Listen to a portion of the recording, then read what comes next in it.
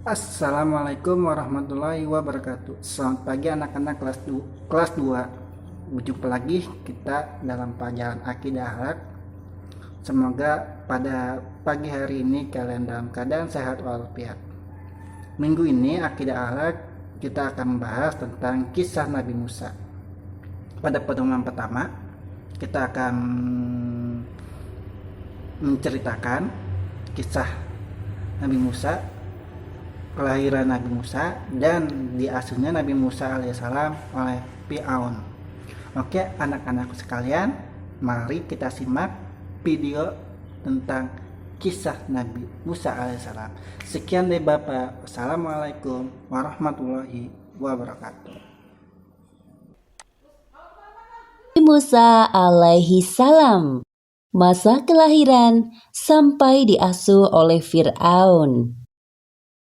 Kisah ini disebutkan dalam Al-Quran, surat Al-Qasas ayat 7 hingga ayat 13. Diceritakan bahwa saat Musa masih bayi, ibu Nabi Musa diperintahkan Allah Subhanahu wa Ta'ala untuk menghanyutkan bayinya ke Sungai Nil. Hingga akhirnya bayi Musa ditemukan oleh keluarga Fir'aun dan diangkat menjadi anak yang kelak saat dewasa menghancurkan kekuasaan Fir'aun. Musa lahir di Mesir pada masa pemerintahan Fir'aun. Fir'aun adalah raja yang sangat sombong dan semena-mena terhadap rakyatnya. Bahkan dia mengaku sebagai Tuhan. Penduduk Mesir sebagian besar adalah bangsa Kipti. Selain itu juga banyak dari kalangan Bani Israel. Bangsa Kipti menyembah berhala dan Fir'aun sebagai Tuhan mereka, serta mempercayai para peramal dan tukang sihir. Pada suatu hari, para peramal kepercayaan Fir'aun datang ke istana. Wahai Fir'aun, kami datang membawa kabar buruk untukmu. Cepat, katakan apa itu? Ramalan kami mengatakan bahwa tak lama lagi akan lahir seorang anak laki-laki dari Bani Israel yang kelak saat dewasa dia akan menjatuhkan kekuasaanmu. Apa maksud ucapan kalian? Kami melihat hal buruk menimpamu di masa akan datang.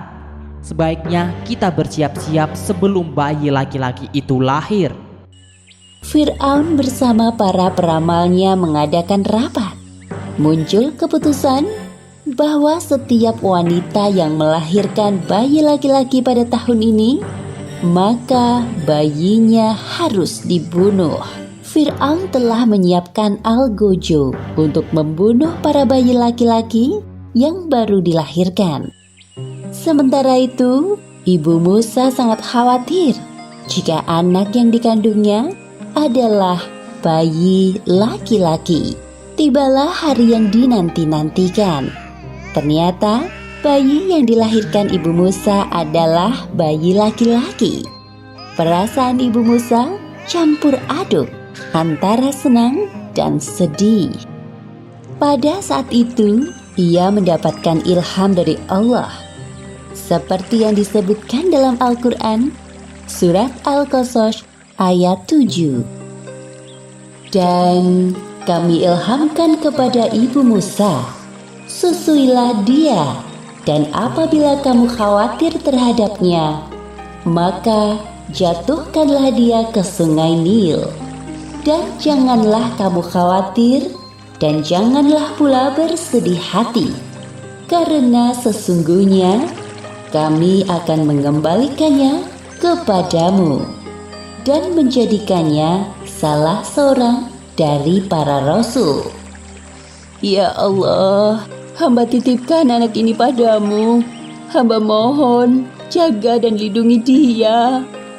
Ibu Musa menyuruh kakak perempuan Musa untuk mengikuti kemana arah peti itu berlabuh.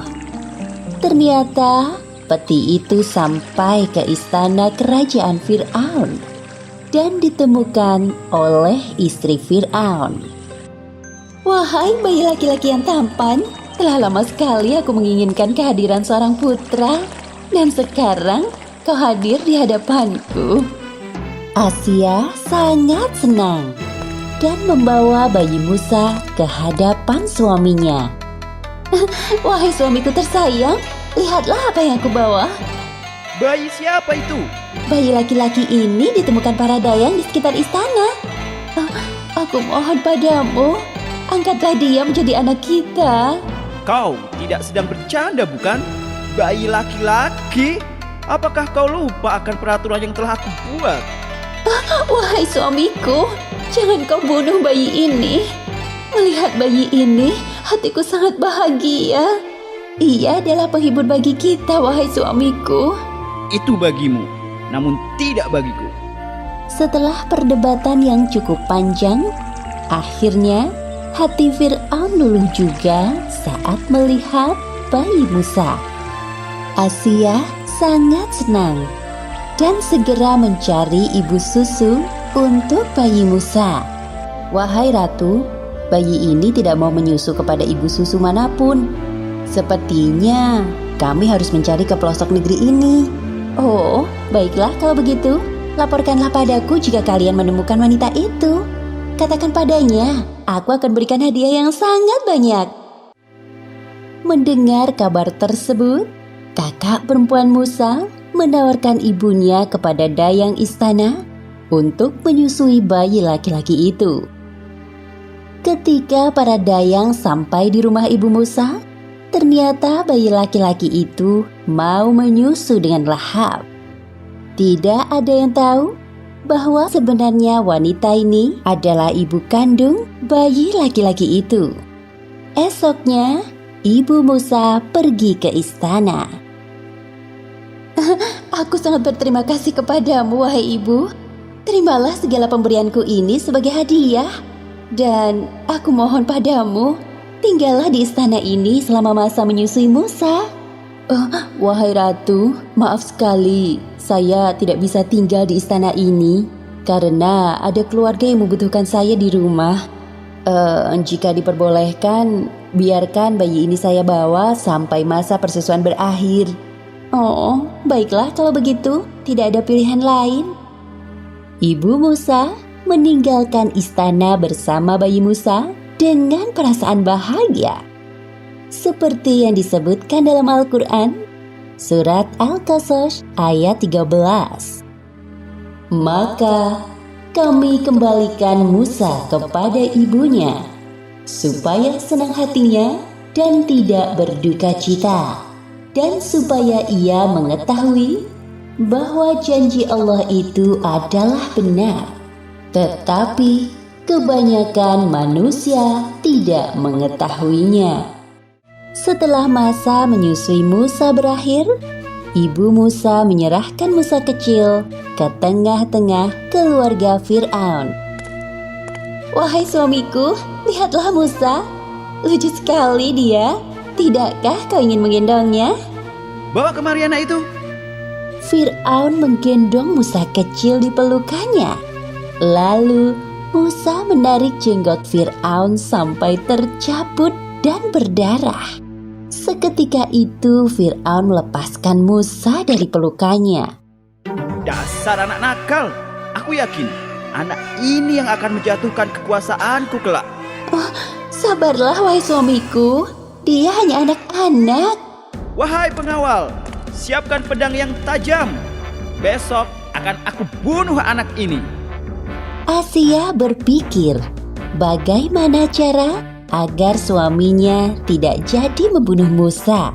Kemudian Asia mendapatkan sebuah ide. Wahai suamiku, sebelum kau bunuh Musa, biarkan aku buktikan kepadamu bahwa Musa hanya anak-anak yang suka bermain. Apa yang ingin kau buktikan? Tingkahnya hanya membuatku kesal dan marah. Asia menyiapkan sepiring roti dan bara api. Lalu dia menyuruh Musa memilih salah satu di antara keduanya. Ternyata Musa kecil memasukkan bara api ke dalam mulutnya. Sontak Musa pun kepanasan dan lidahnya terbakar. Perhatikanlah wahai suamiku, Jikalau Musa yang sudah bisa berpikir, tentu dia akan memilih roti yang lezat itu. Tolong, urungkanlah niatmu untuk membunuhnya. Dari peristiwa itu, Fir'aun percaya bahwa Musa hanyalah anak-anak seperti pada umumnya. Lalu, Musa kecil diasuh keluarga Fir'aun sampai usianya beranjak dewasa. Pelajaran yang dapat kita ambil dari kisah ini diantaranya adalah: pertama, hendaknya kita selalu berprasangka baik kepada Allah, karena Allah Subhanahu wa Ta'ala tidak akan pernah mengingkari janjinya. Dan kedua, Allah selalu melindungi hambanya dari kemungkaran yang ada di sekitar kita. Seperti peristiwa Musa kecil yang selamat dari kekejaman Fir'aun dengan memilih bara api dibandingkan roti. Wallahu a'lam bishawab.